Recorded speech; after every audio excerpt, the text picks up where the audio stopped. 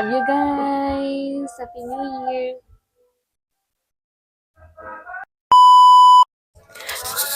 Hi guys! Long time no see ya! So ngayon lang ulit nakapag-video. Kamusta kayo? Happy New Year sa inyong lahat! And for today's video, na-miss ko yung intro ko na yan. For today's video guys, ay mag-unbox tayo ng some of gifts na na-receive ko ngayong long Christmas. So ngayon ay December 31 na bago ko lang yung open. Sobrang busy ng person na ito. Let's go! Samahan niyo ako guys. Yung una, open natin. Hindi ko alam kung naririnig yung sing-along sa labas. Sobrang lakas. Sobrang noise ng labas. At, sabi nila, di ba, sirain. Oh my God. Nakikita yung bilbil.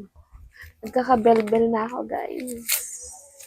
Tumataba na ulit ang above na ito. Charit. Nasobrahan ng brown rice. Ah, it's so cute. Thank you so much. Sobrang labo lang talaga ng camera ko ngayon. Pero ito siya guys, wallet. I really love it. Thank you so much. Yes, may bagong wallet ang person this 2020.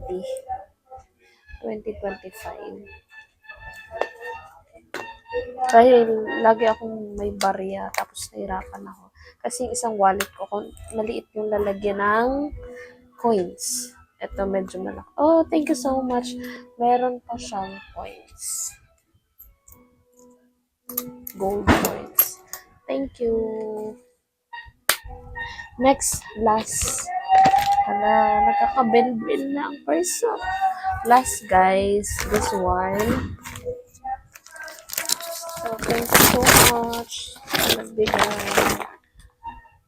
siya. Hindi ko alam talaga, guys, kung naririnig niyo ako. Bahala na. Kasi hindi ko na ito marireshoot. Kasi na-open ko na din.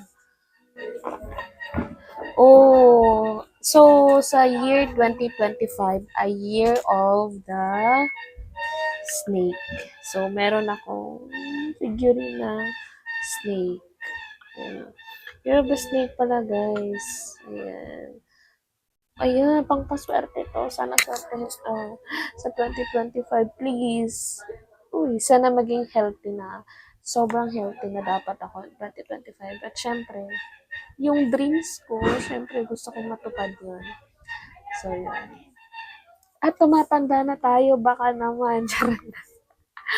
And then, syempre kung di ba sabi nga sa Isaiah 60:22, when that time is right, the Lord will make it happen. So, yun.